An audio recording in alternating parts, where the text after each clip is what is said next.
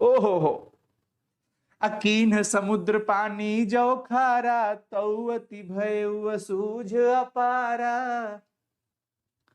कहते हैं लेखक कि समुद्र इतना बड़ा, इतना था सागर, उसका पानी भी खारा है। अरे दोस्तों, समुद्र में भी है, फिर भी देखिए इतना असूझ है, अपार है।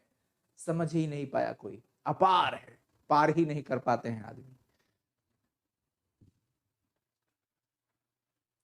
जो सुमेरु त्रिशूल विनाशा, भा कंचन गिरि लाग आकाशा। जो सुमेरु त्रिशूल विनाशा, शंकर जी ने त्रिशूल मारा था सुमेरु पर्वत को कि नष्ट हो जाए, लेकिन ईश्वर की कृपा हुई, महिमा हुई उन्हीं की। ऐसा क्या हुआ भाई? भा कंचन गिरि लाग आकाशा, हो गया, भा हो गया किसका? कंचन, सोने का हो गया। सुमेरु पर्वत सोने का होकर के आकाश में छूने लगा, इतना ऊंचा होने लगा वो। तो त्रिशूल से भी मारा गया था उसको, लेकिन गुण देखिए कहां चला गया। जाओ लही घड़ी कलंक न परा, कांच होई नहीं कंचन करा। मतलब जब तक आप सोने को तपाइएगा नहीं, तब तक वो पक्का नहीं हो सकता है। कंचन करा, तब तक वो एक पक्का सोना जो होता ना, जो कि स्टेबल वाली जो होती है, वो नहीं हो सकता है। तपाना पड़ता है, इसको तपाना पड़ता है।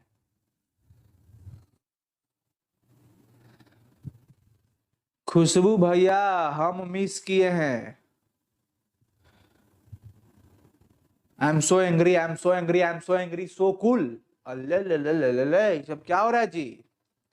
एक नयन जस दर्पण, और तही निर्मल भाव, असब रूपवत कही, गही मुख जो ही कही चाऊ। मतलब लेखक अपने एक आंख की तुलना दर्पण से करते हैं। ये ऑब्जेक्टिव सवाल कई बार पूछा है, आप ध्यान रखिएगा। एक नयन जस दर्पण, लेखक का जो एक आंख है बिल्कुल दर्पण की तरह है, और ते ही निर्मल भाव, और स्वच्छ है, उसमें जो भी अपना इमेज देखना चाहता है, मतलब आंख में वो एक दर्पण की तरह है। दर्पण के पास आप जैसा हुईएगा वैसा ही दिखिएगा। वो आंख भी वही है, समदर्शी है। लेखक की आंखों में जो भी देखता है अपने आप को, उस भाव में ही, मतलब उनका कहना यह है कि एक नैन जस दर्पण, एक आंख जो मेरा है, एक ही आंख है और वो भी दर्पण की तरह है। जिस प्रकार से दर्पण में बड़े चाव से लोग जाते हैं, बड़े रूपवन कोई भी हो भाई, दुनिया का हर कोई इंसान जिसको शादी वादी में जाना होता है, बाहर जाना होता है, तो शर्ट बूट पैंट जो भी लहंगा सहंगा लड़की वड़की जो भी हो पहन लेते हैं लोग। तो एक बार आईने के सामने जरूर जाकर के अपने आप को देखना चाहते हैं कि मैं कैसा लग रहा हूं अथवा मैं कैसी लग रही हूं। ठीक है, तो बाकी मतलब ठीक ही है। तो सब कोई उस आईने के पास बड़े चाव से, बड़ी इच्छा लेकर के जाकर के अपने आप को देखते हैं। वाह,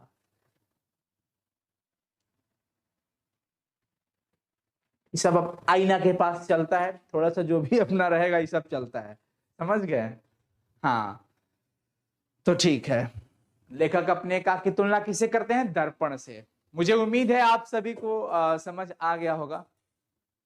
मैं इतनी सुंदर हूं, मैं क्या करूं, तू डूब के मर जा रे चुल्लू भर पानी में। कोई अभी लिखा कि मैं इतनी सुंदर हूं, मैं क्या करूं। इतना लिखा या इतनी मैं नहीं पढ़ पाया था, लेकिन एक इस पे जो छोटा सा वीडियो वायरल था। चलिए बच्चों, थोड़ा सा मस्ती बनता है, बाकी चलते हैं। सेकंड, दूसरा कड़बक में कवि बड़ा ही शानदार बात लिखते हैं। कहते हैं कि मुहम्मद यही कभी जोरी सुनावा, सुना जो प्रेम पीर गा पावा। कहते हैं कि मुहम्मद अर्थात मलिक मोहम्मद जायसी जी ने, जो कवि है, इस कविता को जोरी सुनावा, जोड़कर सुनाते हैं। किसको जोड़ करके? एक एक शब्दों को। कैसे जोड़ते हैं आगे पता चलेगा। सुना है जो भी कोई प्रेम पीर गा पावा, पीर मतलब दर्द, जो भी इसे सुना है वो प्रेम के पीड़ा का अनुभव किया है। जो भी इसको सुना है वो प्रेम के पीड़ा का अनुभव किया है कि प्रेमवा में क्या दर्द होला। कवि कहते हैं मलिक मोहम्मद जायसी जी कि मैं इस कविता को जोड़ करके रचा हूं, सुनाया हूं, और जो भी इस कविता को सुना है वो प्रेम के दर्द का अनुभव किया है। ठीक है। जोरी लाई रकत के ले, जोरी मैं जोड़ा हूं कैसे, रकत की ले लगाकर। घर द्वार बनेला, ईटा जोड़ाला तो सीमेंट के मसाला दियाला, सीमेंट बालू सबके। लेखक का भाव समझिए, कवि का भाव है कि मैं प्रेम की पीड़ा का एक ऐसा रचना रचा कि जो पढ़ेगा उसको प्रेम की पीड़ा का अनुभव होगा, और मैं रकत की लेई लगाकर इस एक एक शब्दों को जोड़ा हूं, यानी हर एक एक शब्द में मेरी मतलब एक भाव समझ रहे हैं आप सभी कोई। यस। गाढ़ी प्रीति नैनन जल भेई, नैन जल भेई। ठीक है ना। अब सुनिए, औ मन जानी कविता सकीना, मकु यह रहे जगत मह चीन्हा। मतलब मेरा मन यही है, मैं बस इतना जान चाहता हूं। औ मन जानी कविता सकीना, मैं इस कविता से बस इतना। अच्छा, उनकी इच्छा क्या है? मकु यह रहे जगत मह चीन्हा, मैं रहूं या ना रहूं, भाव मैं बता रहा हूं, मैं ये चाहता हूं कि मेरी कुछ पहचान यहां रहे, इस जगत में मेरी चिन्ह रहे, पहचान रहे।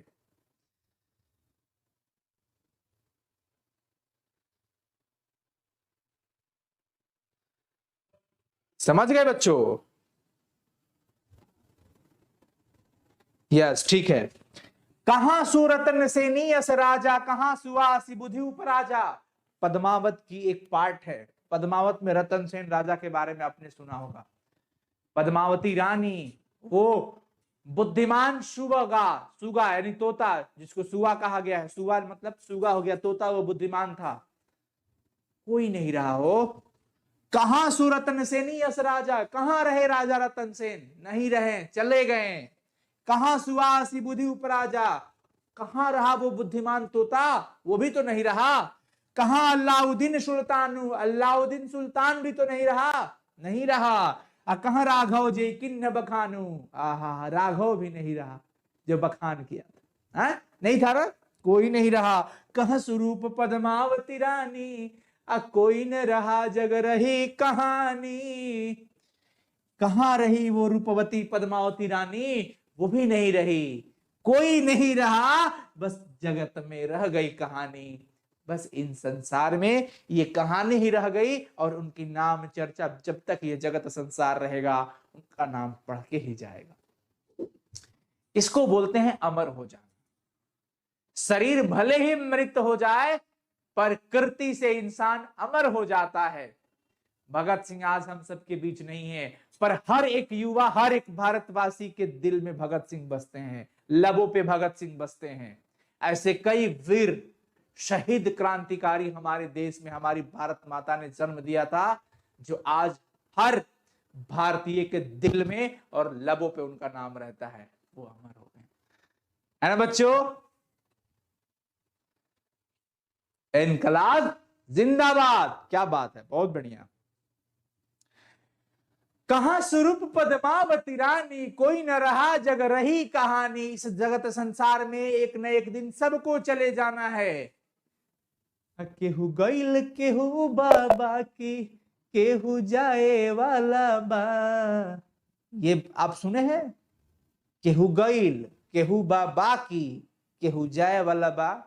अतहरा जिंदगी के फिल्म ओराए वाला बा। जितना फिल्म चल रहा है ना, सब खत्म होने वाला है एक दिन। फिल्म मतलब आदमी का जो जीवन काल है, एक न एक दिन सबको ही चले जाना है। समझे बच्चों? तो यही बात है यहां पर, यही शिक्षा है कि हम मनुष्य को, हम इंसानों को इस प्रकार से ऐसे अपने कृति कर्म बनाने चाहिए कि ना रहने के बाद भी आप सबके दिल में वास करें। धनी सुपुरखु जैसे कीर्ति जासु, फूल में मरे पे मरे न बासु। समझिए, फूल मृत हो जाता है, फूल भले ही मृत हो जाता है, पर उसका सुगंध व्याप्त रहता है। तो शरीर भले ही मृत हो जाए, लेकिन कीर्ति रहेगी ना, तो आप अमर हो जाइएगा। केई न जगत जस बेचा, केई न लीन जस मोल। यश को ना तो बेचा जा सकता है ना खरीदा जा सकता है, कृति से प्राप्त किया जा सकता है। पुण्य पाप जो कहा जाता है ना, कर्म का देन है। कर्म करिएगा जैसा वैसा पाइएगा।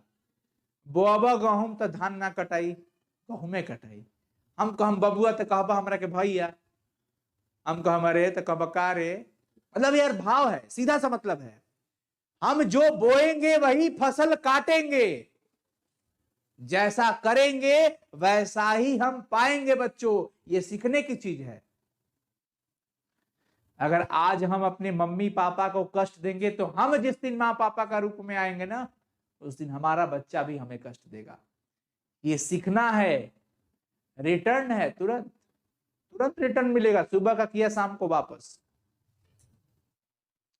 जो यह पढ़े कहानी हम सबरई दुई बोल। लेखक की इच्छा है, कवि की इच्छा है कि जो इस कहानी को पढ़े हमारे बारे में दो शब्द बोलेगा। मैं बस इतना ही चाहता हूं, फूल में मरे पे मरे न बासु, पुष्प भले ही मर जाता हो पर उसका सुगंध व्याप्त रहता है। उसी प्रकार से मैं भले ही मृत हो जाऊं, इस दुनिया से चला जाऊं, पर हमारी कृति, हमारी लेखनी, हमारे कर्मों से लोग हमें याद रखें। हम बस इतना चाहते हैं। चलो, क्या कैसा लगा आप सभी को? ये समझ आया बच्चों?